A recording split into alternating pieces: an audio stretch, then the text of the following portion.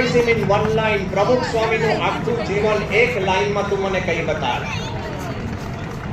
તિવારી સાહેબ મૂંઝાયા, હું બાજુમાં જ ઊભો તો હું મૂંઝાયો. પછી તિવારી સાહેબે કીધું પોતાના બુદ્ધિના બળે કે સાહેબ, there are saints who read the scriptures. સંતો છે એ શાસ્ત્રો વાંચે છે. There are saints who speak the scriptures. અમુક સંતો છે એ શાસ્ત્રો પર નિરૂપણ કરે છે. And there are saints who live the scriptures. અમુક સંતો છે એ શાસ્ત્ર પ્રમાણે જીવન જીવે છે. પછી તિવારી સાહેબે કીધું પ્રમુખ સ્વામી, he himself is a scripture. પ્રમુખ સ્વામી પોતે ખુદ શાસ્ત્ર છે. આવો જવાબ જ્યારે આપ્યો ત્યારે મને લાગ્યું કે અદ્ભુત જવાબ છે. પણ કલામ સાહેબ કે 50%. હું મૂંઝાઈ ગયો કે 50% આપણો અદ્ભુત જવાબ અને ઓન્લી 50%.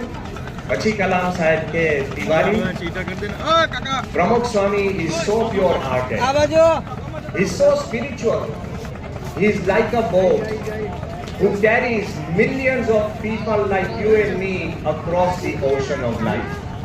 આ ભવસાગર પાર કરાવી શકે એવી એક નૌકા પ્રમુખ સ્વામી મહારાજ છે.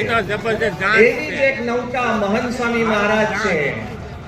આપણે વિચાર કરીએ કે આજે રિવરફ્રન્ટમાં દૂર જ છું પહેલા અદ્ભુત રિવરફ્રન્ટ ઊભું કર્યું છે.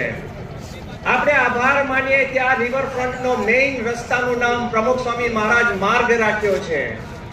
આપણે આભાર માનીએ કે આ સ્પેશિયલ આવી નદી absolutely clean spick and span રાખી છે.